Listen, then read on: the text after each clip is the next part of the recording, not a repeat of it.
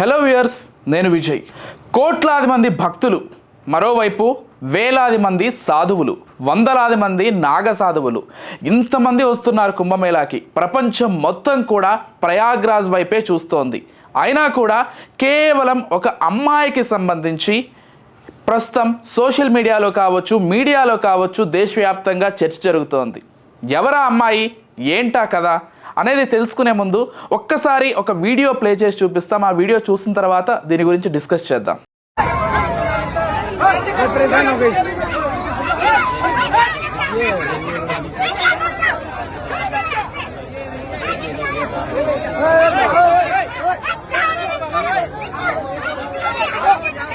Yes, చూశారు కదా video.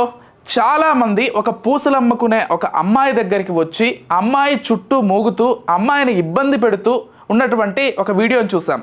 అమ్మాయిని కాపాడుకునేందుకు వాళ్ళ కుటుంబ సభ్యులు కావచ్చు, అమ్మాయి స్నేహితులు కావచ్చు, అమ్మాయి పైన ఏకంగా ఒక శాలువాను కప్పేసి కవర్ చేయాల్సినటువంటి పరిస్థితి.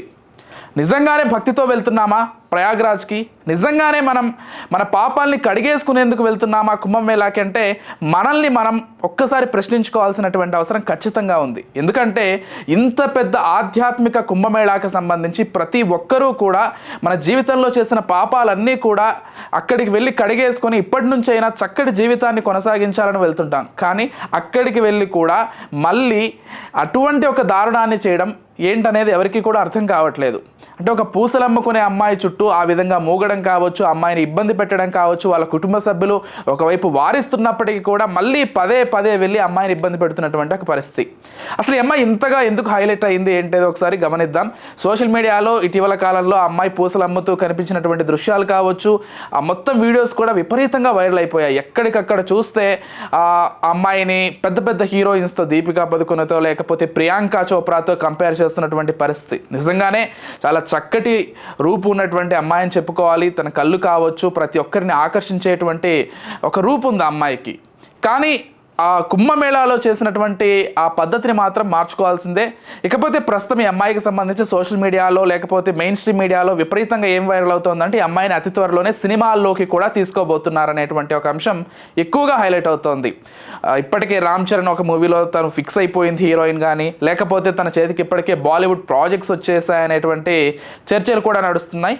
మరి అందులో వాస్తవం ఎంతవరకు ఉందో తెలియదు. కానీ మనకు తెలిసినంతవరకు ఇవన్నీ కేవలం గాసిప్స్ అనే భావించాల్సి ఉంటుంది. కాకపోతే కొంతమంది మూవీ డైరెక్టర్స్ కావచ్చు, ప్రొడ్యూసర్స్ కావచ్చు తను అప్రోచ్ అయినట్లుగా మాత్రం మనకు తెలుస్తోంది.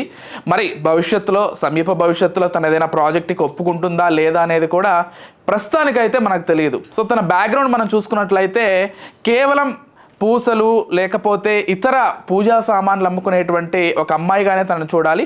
తను ప్రయాగ్రాజ్కు కూడా అందుకే వెళ్ళింది. ఏవైతే చిన్న చిన్న పూసలు అమ్ముకుంటూ తన జీవన భృతి ఉంటుందో దాన్ని నిర్వహించుకోవడానికి అమ్మాయి అక్కడికి వెళ్ళింది. కుటుంబ సభ్యులతో పాటు వెళ్ళి అక్కడ పూసలు అమ్ముతూ ఉంది. అంతకుముందే తన సోషల్ మీడియాలో కొంత వైరల్ అవ్వడం వల్ల అక్కడ తనను చూసినటువంటి చాలామంది యువకులు కావచ్చు లేకపోతే మరికొంతమంది కావచ్చు తన చుట్టూ మూగి తనను ఇబ్బంది పెడుతూ అక్కడికి వచ్చినటువంటి భక్తులను కూడా తీవ్రంగా ఇబ్బంది పెడుతున్నటువంటి వీడియోస్ను కూడా మనం ఈ వీడియో స్టార్టింగ్లోనే చూసాం. ఏదేమైనప్పటికీ ప్రస్తుతం ఈ అమ్మాయికి సంబంధించి దేశవ్యాప్తంగా విపరీతంగా చర్చ జరుగుతోంది. ప్రధానంగా ఈ అమ్మాయిని మోనాలిసాతో పోలుస్తూ, మోనాలిసాని అసలైన మోనాలిసా ఏదైతే పెయింటింగ్ ఉంటుందో ఆ మోనాలిసాతో పోలుస్తూ ఎక్కడికక్కడ విపరీతమైనటువంటి ప్రచారం కూడా జరుగుతోంది. అయితే ఇక్కడ మరొక విషయం ఏంటంటే ఈ అమ్మాయి వల్ల కొంత అక్కడ ఇబ్బంది జరిగింది కాబట్టి అమ్మాయిని అరెస్ట్ చేశారనేటువంటి చర్చ కూడా ప్రస్తుతం మీడియా సర్కిల్స్లో జరుగుతోంది. దానికి సంబంధించి కూడా ఎలాంటి క్లారిటీ లేవు. కాకపోతే నిజానికి ఆ అమ్మాయి వల్ల ఇబ్బంది ఏమో కానీ ఆ అమ్మాయి ఇబ్బంది పడ్డ వాట అయితే ఖచ్చితంగా వాస్తవమే. అంటే ఇప్పటికైనా సరే కేవలం ప్రయాగ్రాజ్కి వెళ్ళేటువంటి భక్తులే కాదు, లేకపోతే ఎక్కడికైనా దైవ దర్శనానికి లేకపోతే ఇటువంటి గ్యాదరింగ్స్కి వెళ్ళేటువంటి వాళ్ళు కూడా సెలబ్రిటీస్ అనో లేకపోతే ఎవరో వచ్చారు వాళ్ళని చూడాలని ఎగబడ్డం కంటే అసలు అక్కడికి ఏ పని మీద వెళ్ళాం, దాన్ని మనం ఎంతవరకు నిర్వర్తించాం, దీనిపైన కొంత కాన్సన్ట్రేట్ చేసి సమాజానికి మనం ఆదర్శంగా నిలబడగలిగితే అదే చాలు.